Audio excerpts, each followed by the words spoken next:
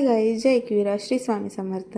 तर आमची मम्मीने मोठ्या मोठ्या कोलब्या आणल्या होत्या बाजारांशी. तर बरं आता याचं काय करू, तर बरं चल तलूनशी काढते. तर मी पहिला साफ करायला घेतल्या. त्याच्या पोटापचं न तोंडाचा भाग सगळा काढून ठेवला ना, फक्त शेपटीचाच भाग मी ठेवला.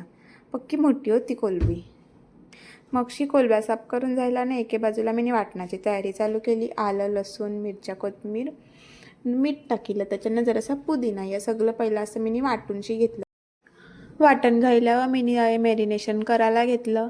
कोलब्या परत साफ धुवूनशी घेतल्या. मगशी आपण हिरवं वाटण केलं तर ते वाटण त्या कोलबीमध्ये टाकलं. जरासा तंदुरी मसाला टाकला न आपला आगरी कोली मसाला टाकला. तो तर बाबा पाहिजेच, त्याच्याशिवाय आपल्याला जेवणच नाही जमेल. जराशी हळद टाकली, मीठ टाकलं जरासं न. यो कांदा मिनी चिलीसारखा जरासा असा कापला होता न, त्याच्यावर लिंबू पिळलं. कांदा जरा बरा लागत होता तळलेला चिलीसारखा न. मग ते मॅरिनेट करून घेतलं न, थोडा वेळ फ्रीजरला ठेवलं मॅरिनेट व्हायसाठी 10 मिनटं.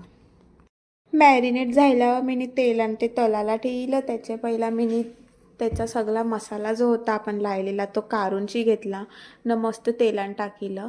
तलूनशी झाल्यावर न असा स्मोक देवाला घेतला. तर माझ्या पण स्मोक देवाला कोळसा नव्हता न, काहीच नव्हतं. तर हे गॅसवरच एका जालीमध्ये ते टाकलं ना, त्याच्यावर जरासं तूप लावलं. मग कांदानं त्या कोलबीला जरासा स्मोक देऊनशी घेतला. याच्यानं बटाटा बरं लागतं, कांद्याच्या बरोबर बटाटा टाकू शकतो आपण, ते बरं लागतं, पण नव्हतं टाकलं. तर रेडी आहे आपली कोलबी तंदुरी. व्हिडिओ आवडली असेल तर व्हिडिओला लाईक करा आणि बनवून बघा तुम्ही पण, कशी वाटली ते कमेंट करून सांगा. आमच्या चिवूला तर जाम आवडली.